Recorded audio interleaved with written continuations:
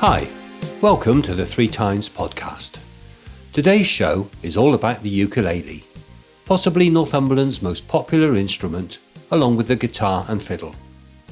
The episode is divided into 3 parts. In the first, we talk to luthier and guitar player Paul Mason, who, from his home in the North Tyne valley, has been making ukes for the past 5 years. In the second part, singer-songwriter and ukulele teacher Ian Brown gives me an introductory lesson in playing the uke, and I warn those who believe that listening to music should be enjoyable to avert their ears. Finally, we hear from singer-songwriter and keen advocate of the uke, Penny Grennan, on why she chooses this instrument above all others for performance, and we talk about the many different ukes that she plays. This is part 1. Paul Mason, thank you for talking to Three Tynes podcast. It's a pleasure, Steve. Could you just summarise for us your background and musical career? Oh, goodness. I started to play, I got my first guitar when I was 12. Until I was 15, I was very lucky to be taught guitar by Dave Stewart, no less, from the Eurythmics, which got me off to a good start. I soon progressed onto electric guitar and formed my first, well, not my band, but joined a band. A group of us joined a band, playing originals, believe it or not, when I was sort of 15. And what was that called for anybody who was around at the time? The band was called Steel Glaze, and it was very much a rock band. Yeah. Then, basically, I went on to do the working men's club circuit when I had a job, when a few years older, in the North East, which was thriving at the time. I'd do full-time work at week and then do 3 gigs over the weekend with various sort of covers bands, really. Did that for a while and then decided to make a go of it and thought, if I'm going to seriously do music, I need to be where it's at. So head off to London. Didn't quite make London to start with. Got to Oxford. I was working I managed to find a job in engineering, which is what I'm trained as. Commuting in, taking days off work and commuting in to do auditions in London with various bands. And I ended up with a glam rock band called the Dumb Blondes. Really? Yeah. A glam rock band? Yeah. The main, wasn't never mind the guitar playing. The main thing was, are you prepared to dye your hair blonde? Did you have to dress up in spangly costumes? Yeah, pretty much. Wow. Yeah, any photographs survive of that era? I think they're online. Yeah. Oh wow! Yeah. Check them out, folks. Check it. It's in Wikipedia, so it's there. Yeah. So that was 2 or 3 years I was in that band, hoping to break into the big time as it was. We were having the major record labels at the time coming out and looking at us, and we were doing showcase gigs. We were sort of in direct competition with another band at the time, which were of a similar ilk, and they did okay. Can't remember the name. Oh, Duran Duran. So it could have been very different. They don't have your rugged good looks, do they? Absolutely not. No. Yeah. And then basically, I sort of lost heart. I did play in a band that was doing some studio work for a little while after that, after the Dumb Blondes finished. It was more about the image and the commercial aspects of it than the actual music, and I really wanted to promote my own music and get that out there, and it wasn't happening the way I wanted it to. The studio band I was with, who were called Hoi Polloi at the time, we never did any gigs, we just worked in the studio. So, but from a creative point of view, it was great because they knew what they were doing in the studio and it worked really well. And then I probably packed in for the best part of 10 years and hardly picked a guitar up at all, and moved into house renovation and stuff like that. And I was working on a house in Dover, Kent. I was living down there at the time and managed to put my fingers through a circular saw. And I took the ends of 3 of them pretty badly.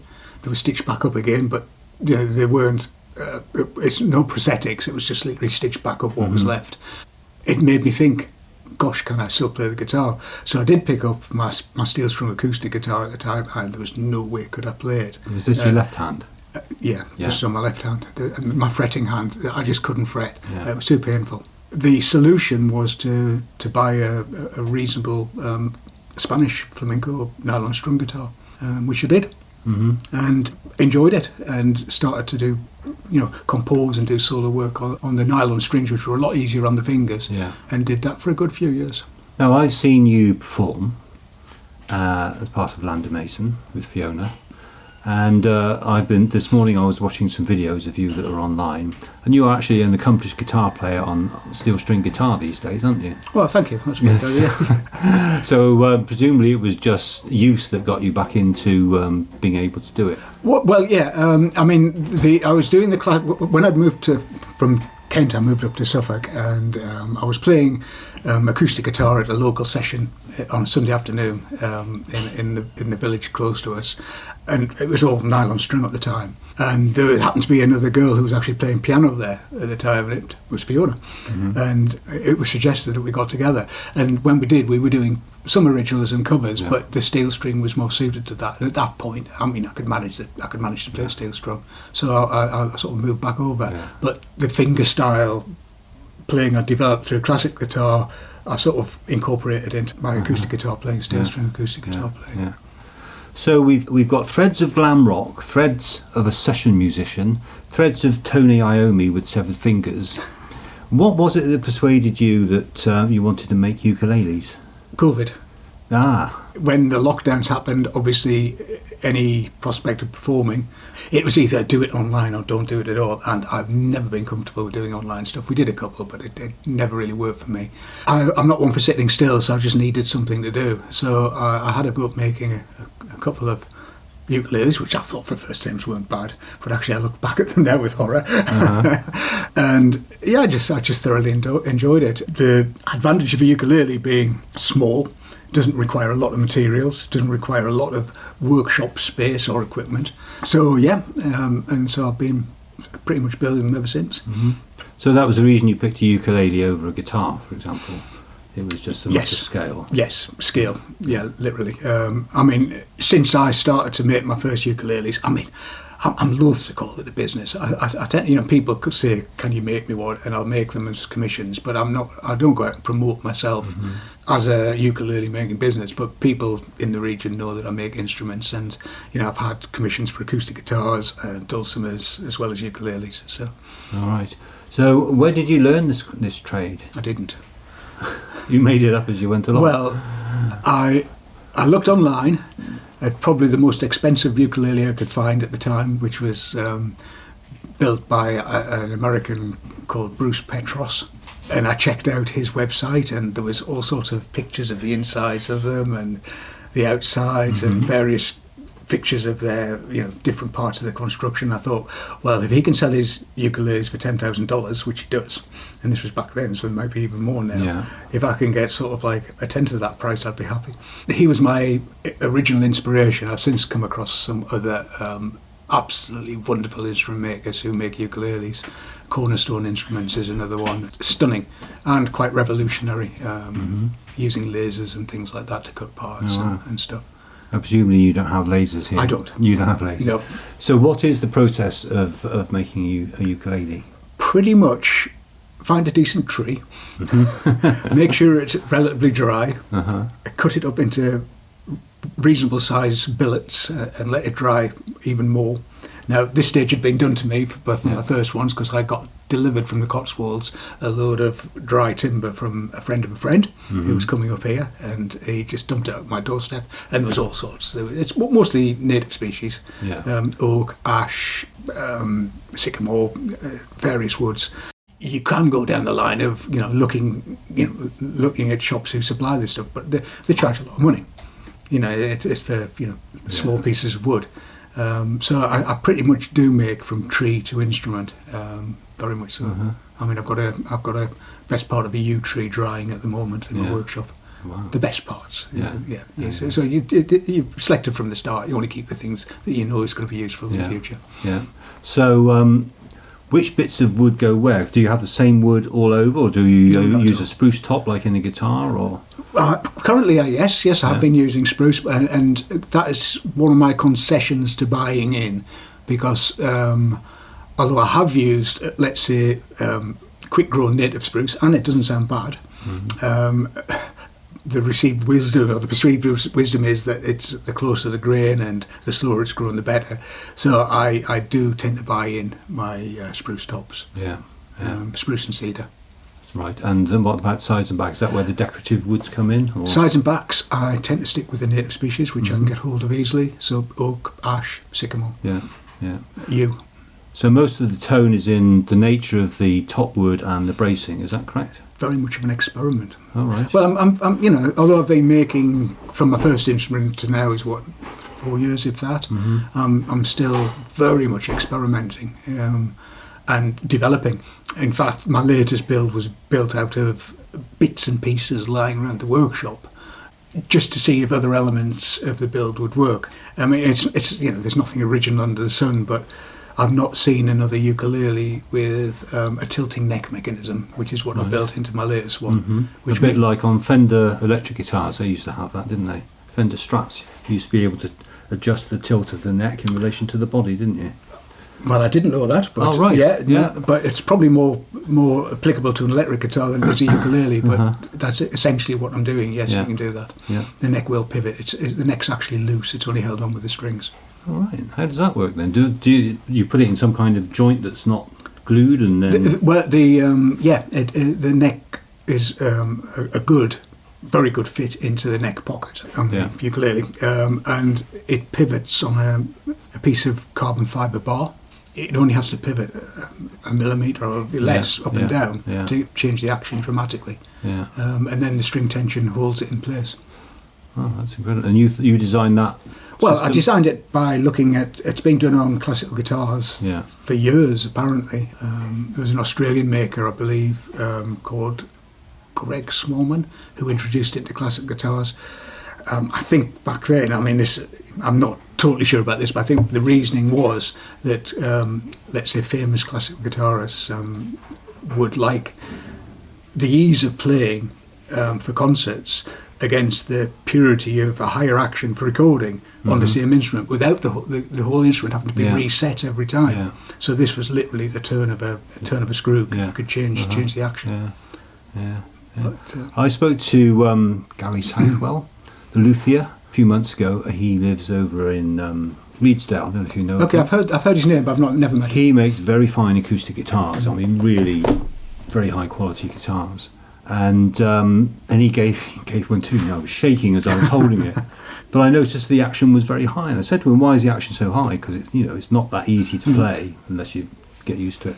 And he said it's because some of his clients like to hit strings really hard as well as play them soft. So they have to have a high action to allow the vibration and so on of the string. Yeah. I hadn't realised that about classical guitars, because obviously they're not like an electric guitar. You can't turn the volume knob up or the amp up. So they are that way by default, really, for the way that people play. Yeah. So you've developed a way, or learned a way, to make your ukuleles in the same. Yeah. Well, I've developed it because I haven't actually copied my design from anywhere else, and it's still in development. I mean, this ukulele, which I happen to have here, very good, which you might be able to describe it better than me, is very much a prototype, and the other elements I'll describe for the podcast are a comfort bevel. That looks, which just makes it nice to play. A sound port, which gives you having a little speaker on the side of the instrument. Yeah, so that's good for the person who's playing it, because all the projection comes out the front, and you're not hearing very well what the instrument's like. You hear what's sort of coming out of the front. Yeah. Also, I have a comfort bevel on a Florentine cutaway, so you can access the high frets comfortably. And the whole point, the way I like to play ukulele, is to play right up the dusty end of the neck, where a lot of players will just play in the first position. Yeah. And if you don't have a low action, that becomes very difficult on a ukulele. Or a guitar, for that matter. Yeah, that's true. And the other aspect I tend to put on all my builds is a 0 fret, which helps with the intonation, which means that it'll play in tune all the way up the neck. That's always handy. It helps, it helps. And so this instrument that you're holding has a pale spruce top, is that right? It does, yeah. And this is a mid-brown wood on the fretboard. What's that?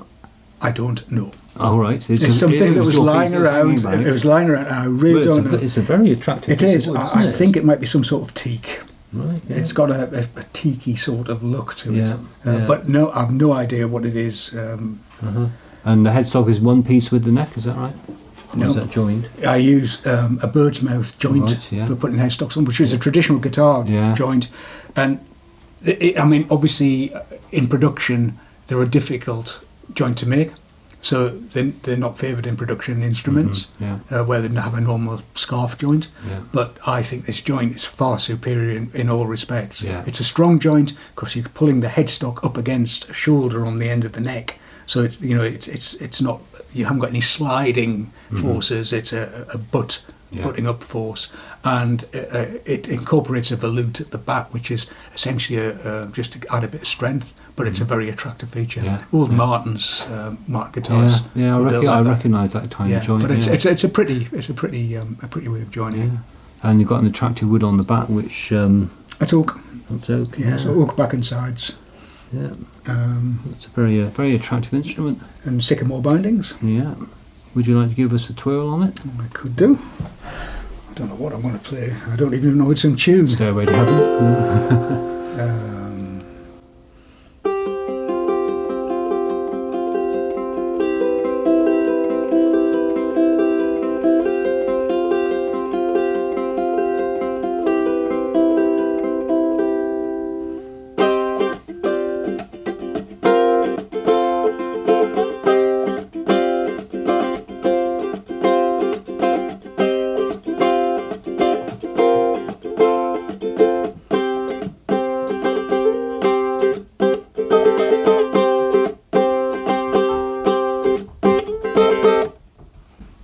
It's got a very ringing tone, hasn't it? I'm quite happy because I didn't know how having the loose neck would affect the transmission of the vibrations through, but it doesn't seem to be having a detrimental effect. No, I wouldn't say that. It sounds lovely. I mean, the other elements which you don't see on a lot of ukuleles, I've gone for the radius soundboard and the radius back, which means that it's not susceptible for cracking in different humidities and temperatures. Yeah. I've had this one hung up since I built it in the living room, and the room it's in goes from being very cold to very warm, depending if we've got the fire on or not, which isn't ideal for instruments. No. And after it hanging on the wall for about a week, I'd noticed that the action had changed significantly, whereas if I'd built it in a traditional style, that would have meant resetting the instrument, taking the saddle out, shaping the saddle, or adjusting it, where this literally, it took me 15 seconds, a little turn of the screw, and the action was where I wanted it again.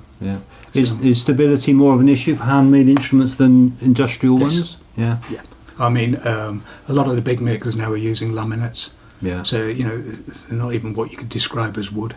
Yeah. And also baked wood. I can't remember what the proper term is, but they bake the wood. Yamaha have foremost in guitars, and so it's kind of aged. Yeah. So, but they fixed it in time. It doesn't improve over time. Yeah. But it makes it for a very stable instrument. Yeah, I know. Taylor instruments are reducing probably the weight and the expense of making it by pre-forming the backs. So the backs have a very pronounced radius now, which obviously adds strength because of the shape. There's not a lot of bracing because of that, but it's obviously pre-formed by heat in a mould, and rather than the way I do it is the braces are shaped and they glued it into a dish which is radius to provide the radius onto the soundboard into the back. And have you experimented with different types of bracing, or do you stick to one? No, I started off using the, like I was telling you earlier, the pictures inside the Petros ukuleles, which I thought, if that's good enough, then that's what I'll do. I started with that, and I've since moved on to a more guitar-style X bracing, which is what I think holds the shape of the soundboard better, especially when it's radiused. And what further experimentation do you have in mind? Well, I'm already working on prototype number 2, which is, let's say, hopefully an improvement on the instrument I've just played there, which will incorporate most of the same features, but I'm going to take them to another level. I'll make the soundboards and backs and sides lighter. I'll try and lighten the bracing, because obviously the lighter the instrument, the more resonant it is. For the first one, I didn't want to go too light in case it collapsed, but I think I can afford to reduce the mass of the instrument now. And any ambitions to move on to other instruments? Well, since I started making my first ukulele, I joined a sort of alternative rock band a while back called Hadrian's Union. I'm not in the band anymore. I joined as a bass player and I didn't have a bass, so I borrowed a bass, and I thought, well, the solution is, rather than to buy one, to make one. So I made that, which was very successful, if I say it myself. And now it's what I use for recording in the studio. And then after I left Hadrian's Union, I decided that I'd probably like to play electric guitar again, and I didn't have one. So I made myself a red SG basically. Because that's a guitar I've always favoured, and that works well. So, and did you build your own humbuckers as well? No, I didn't go that far. No. Right. So I mean, building electric instruments is relatively easy compared to the acoustic instruments. So it was good fun though. I enjoyed it. Yeah. And you mentioned tools there. What kind of tools do you need to be able to do this? Well, when I started, I didn't have anything special, but I doing various woodworking projects and building an extension on the house. I've got a good table saw, which I do a lot of my work on. I've got a small bandsaw.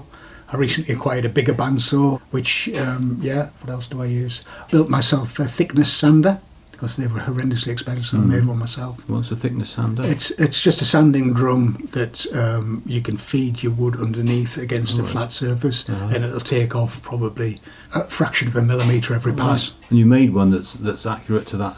Oh yeah, because you are an engineer after all, aren't you? Yeah. So, I mean, it's just a drum sander against a movable plate, and that you move the plate closer or further away from the drum sander and feed the wood through.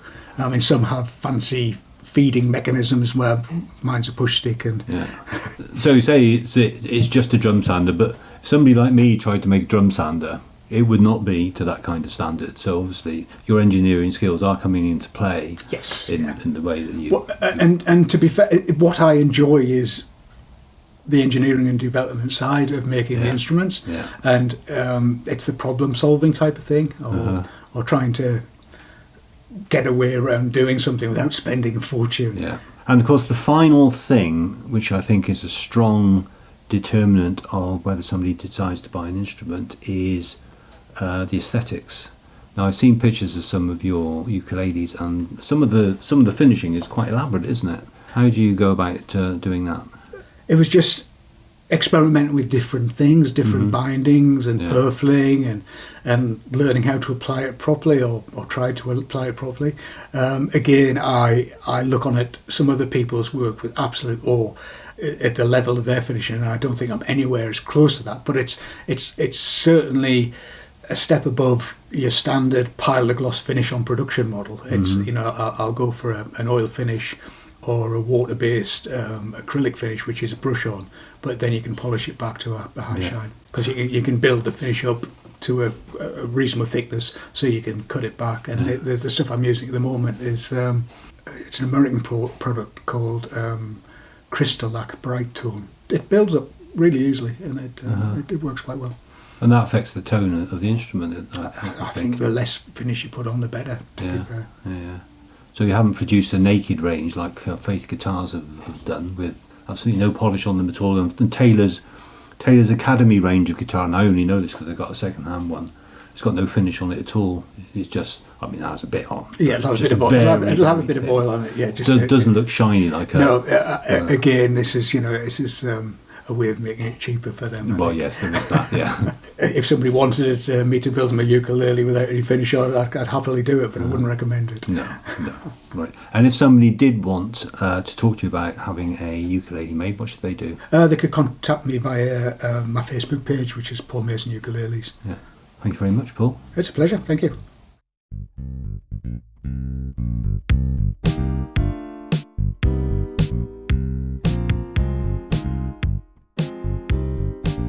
Thanks for listening to the 3 Times podcast. I hope you've enjoyed this episode. Please subscribe and tell your friends about it.